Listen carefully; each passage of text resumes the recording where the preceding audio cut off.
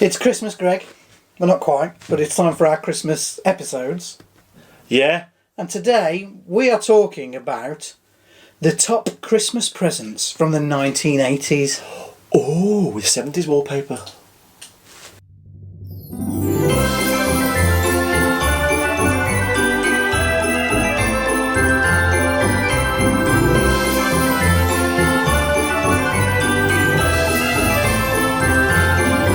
Remember last week when we said we're going to film the Christmas episodes? I've had such a long week, Jason. So now I feel a bit stupid in my Christmas jumper, Greg. But it's you're the one who should feel stupid. I'll tell you why you should feel stupid. Because why is it Star Wars got to do anything to do with Christmas? Because Star Wars is nothing to do with Christmas. Love my Star Wars Christmas jumper, so I had to get it out again. You've been warned about that in Tesco's. And listen, I feel like it's time we had some culture on this show. So a little bit later on in the programme, that's right, the programme, I've written a Christmas poem that I'd like to read for everyone. On with today's show, Greg. Isn't it time we did the annual tea and toast? Switching on of the lights. Switch on. Now, you know they always get a celebrity to do it. Celebrity to switch the lights on. Well, I thought this year I'd do it. You know. Yeah, because you're almost a celebrity. Hey, I got spotted in B&M, didn't I? Do you remember when we did that news story about a woman that did a poo in B&M? Why, is that the one that said hello to me? It might be. Anyway, can we have a countdown, Jason, please? In 5, 4, 3, 2, 1. It's just as underwhelming as it was last year. I've heard that all my life. Once a year, yeah. Well, about that, yeah. Anyway, Greg, now it's time to talk about the 80s top Christmas presents / toys. I was just going to show you my Christmas, what I've got, a surprise. Oh, go on then. Oh, I forgot it. Sorry. Christmas things you want to bet. So, where is it? Where's that?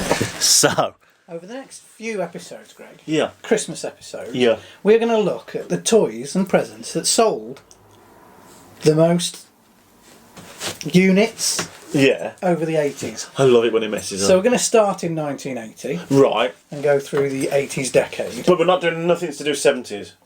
No. Even though we've gone with 70s wallpaper. That's 80s wallpaper It's just left over from the 70s. You dug yourself out of a grave there. Very good. Anyway, so what I'm going to do is, Greg, I've actually bought you all of these Christmas presents that you can keep. So you might keep? Yeah. So you might think that we've rehearsed this. Probably not, actually. But I mean, I've literally walked in today and he said, right, I've got the episode sorted. And that's it. So 1980, Greg, what do you think was the best-selling Christmas present toy in 1980? I mean, that's the year I was born, so I mean, I'll give you some clues. It was for both boys and girls. Because, you see, in the 80s, unlike now, you were allowed to say that a toy was for a girl and a toy was for a boy. Now you're not. 1980? We're coming in from the 70s then, aren't we? So what? It was a puzzle that drove everybody crazy. It's obviously a Rubiks Cube, isn't it? It is, Greg. Is it? Oh, I've already got a headache today. I'm going to get another one now, aren't I? Now, you might remember if you're a regular viewer. Where's the box? I thought you said they were like presents for me. Oh, we are? Well, that's just one you've just found and you've given to me, isn't it? I mean, you started to grin then as well, so I know it's real. Well, it says Rubiks Cube on it, Greg. It's a proper one. Yeah, but you might have paid £1 for that in the charity shop. How do you know? But regular viewers might remember that way back a few months ago, I could complete the Rubiks Cube in a couple of minutes. Yeah, go on then. Yeah, go on then. I can't remember how to do it. Because it's one of those things, if you stop doing it... While you're doing that, I'll just tell them a few facts about the Rubiks Cube. Okay, mate. So in 1980, the Rubiks Cube was the best-selling Christmas toy. It was in the stockings of lots and lots of 80s children. Who didn't have a Rubiks Cube in their house? I didn't. Didn't you? No. Something you didn't have? No, because I didn't want one, because it messes with your head, doesn't it? I still genuinely can't do this. It gives me such a headache. So the Rubiks Cube was invented in 1974. Oh, does this? It does it, doesn't it? It goes... Yeah, they're very fast. By Hungarian sculptor and professor Erno, probably pronounced that wrong, Rubik. He was originally called the Magic Cube. And the puzzle was licensed by Rubik to be sold by the Ideal Toy Company. Oh. That was in 1980, the year that it became the best-selling Christmas toy. Funny, isn't it? Because it's never really lost it, has it? Well, no, it's not. It's never going to be as popular as it once was. No, of course not. But people still want them. On the original Rubiks Cube, which is the one you've got there, Greg. Did you have a moment then, Jess? I did. Each of the 6... I forgot where I was. Yeah. Each of the 6 faces... It's alright, he's taking me back after this, aren't he? I beg your pardon? To the home. Oh, that sounded wrong what you just said, Jason. I'm taking you back after this. They were covered in 9 stickers, each one of 6 solid colours: white, red, blue, orange, green and yellow. That one's got no...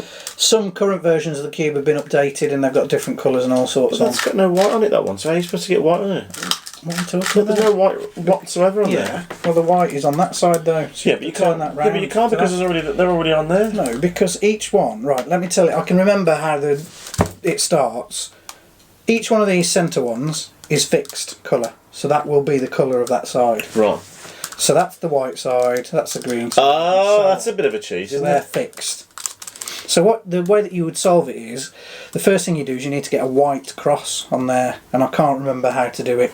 And then you fill in the rest of the white side. White, that's not Jonathan Ross saying right.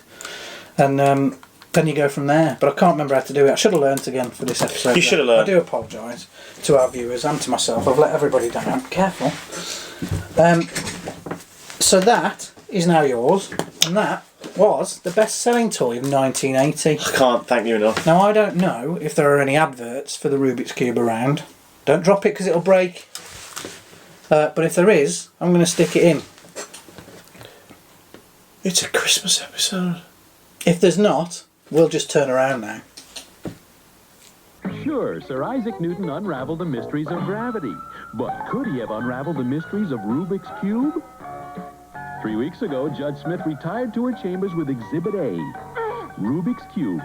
She hasn't been seen since. Warning, once you get your hands on Rubik's Cube, you may never be able to put it down. Rubik's Cube, over 3 billion combinations, but just one solution from Ideal. 1981, Greg.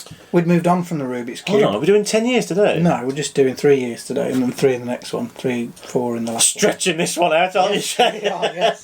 Got Christmas all sorted right here. Woo! So 1981, we'd all moved on from the Cabbage Rubik's Patch. Cube. No, it's not. Is it not? That may appear later on. Well, it's got to appear at some point. I'm not too good on the earlier ones, though. So 1981, the biggest selling toy in 1981, Christmas present toy, That I get to keep. was Lego. Oh, just Lego? Not this particular kit. It was a Lego train, but I couldn't find a Lego train at the car boot. I mean, you've had all year in the shop, for the research to do this. and I have actually opened this one I thought you said there were presents for me. and built it. So there you go. Play with that. Where's the fun now, then? Going like this.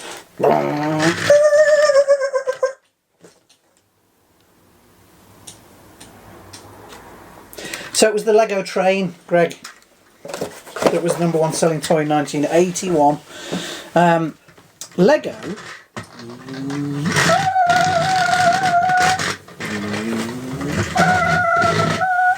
Turbo boost. The Lego Group, Greg, began manufacturing interlocking toy bricks in 1949. They now have 6 Legoland amusement parks and sell millions and millions and millions of pounds worth of I Lego mean, it's got to every be year. the biggest, longest lasting franchise of this kind of thing ever, hasn't it? And I don't just mean like putting things together. I mean toys. I mean, I don't remember a toy still being. I mean, it's so popular. My brother-in-law, he's obsessed with like all the Ghostbusters, all the Ghostbusters Lego and all that. Bit pricey, aren't they? Oh, they are, aren't they? That's why he's not getting one this year. That Or ever. that particular set you're talking about, the Ghostbusters one, is over £300. Back to the Future as well, don't they? They do that. Don't they do a Simpsons one as well? They do all sorts of stuff now. Simpsons It's one, moved on brilliant. a lot, hasn't it? So yeah, it is still and remains one of the most popular toys. And It's like gold. It keeps its value. It does, doesn't it? So there are people who sell Lego by the kilogram. It took me ages, that. Right? It's just all coming apart, though, Jason. I thought. Well, what, the Lego or life in general? Oh, I haven't come in here for a breakdown or anything. So yeah, blocks have been around long before the 80s, long before we were kids, and children nowadays still love it. My kids get all the. We spent a fortune. I mean, Santa spent a fortune. They might watch this. Santa spent a fortune on getting them all the Disney Lego kits one year. Now, that's all just in one big tub. Yeah, is it the Lego head tub? No, just a plastic Why tub. haven't you got a tub with the head one? It's not big enough. Oh, We've really? got loads of Lego, and now we don't. We've still got the instructions. We're going to have to sit one day and pick all the bits out for each kit. But who wants to do that? It's a job for Uncle Greg, isn't it? No. So there are, I'm sure, millions of Lego adverts out there, Greg. I'll see if I can find one for the 1981 Lego train. Okay. If not, it'll just be a Lego advert. Advert? Advert. If we can't find one, it'll be just an advert. This is the Lego train starting to roll, but minus the driver, it's out of control. First it's a shunter, then it's a freighter, changing again a few moments later. Out of the kitchen and off like a flash. If it doesn't slow down, it's going to crash. But down on the docks, they have what it takes to get on the train and put on the brakes. It safely arrives at its destination, ending the trip at the mainline station. New Lego train. The fun just keeps building. 1982, Greg, which is the last year for this episode. Tune in to the next episode for the following years. Are we going up to 2000? No, just the 80s, Greg. Because this could take all year, couldn't it? Guess what was the best-selling Christmas present in 1982? 82? Can I just have a clue before you just tell me? It's not necessarily a toy. So is a teddy bear classed as a... Yeah. It's not toy? a teddy bear. What other clue can I give you without completely giving it away? Its name is 3 letters, which is an abbreviation of something. No. There's a very famous bicycle company. I've just said it. There's a very famous bicycle company in the UK who made them.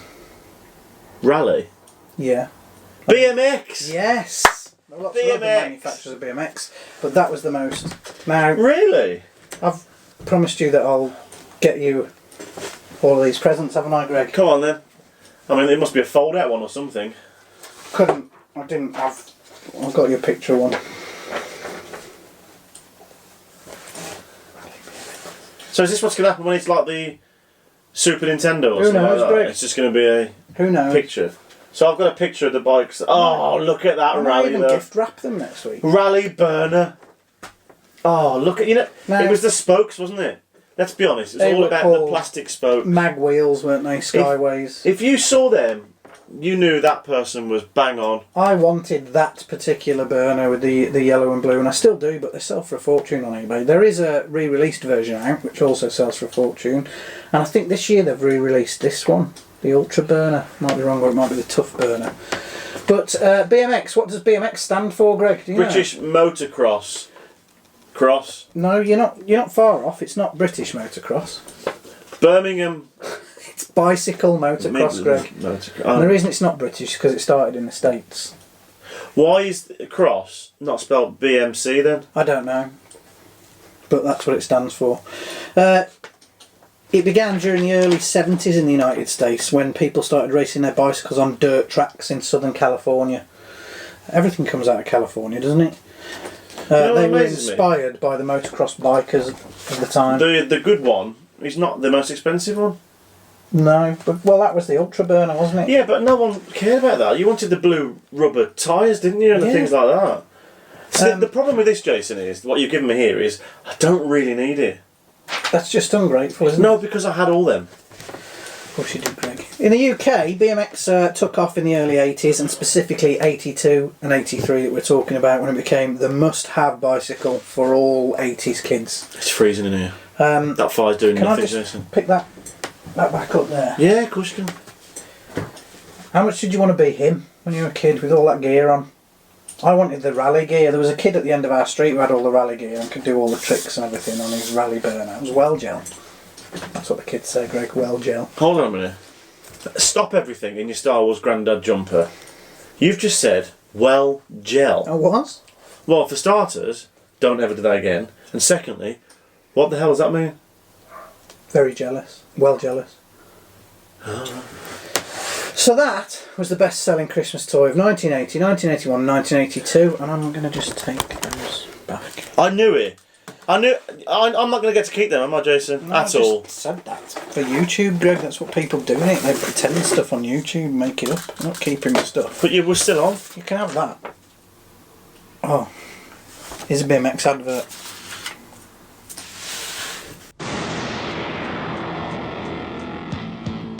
I want to be a star, a BMX star.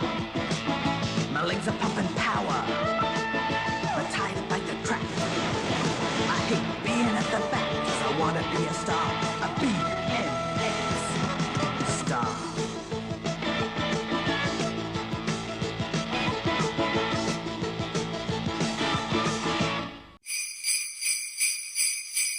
As we're gathered here around the fire, You need a pipe.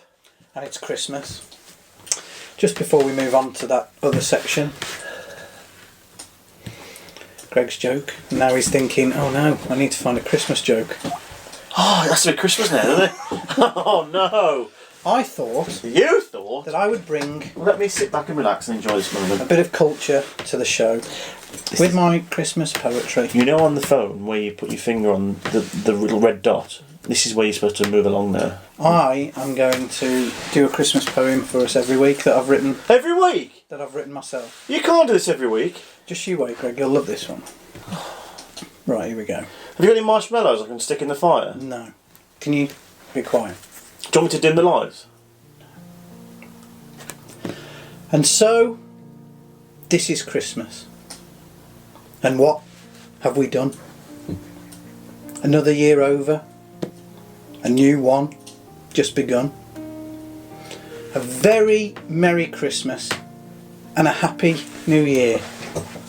Let's hope it's a good one, without any fear.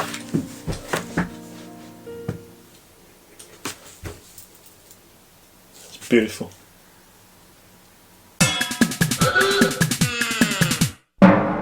They've all got to be Christmas now, haven't they? I mean, this isn't really necessarily Christmas, but it's like, you know, you could get away with it, I think, for Christmas. I mean, I could just say your jumper. That could be a Christmas joke, couldn't it, Jason? Jason, what do you call... This is a belter, this is, by the way. Jason, what do you call a bunch of chess players bragging about their games in a hotel lobby? Don't know. Chestnuts boasting in an open foyer.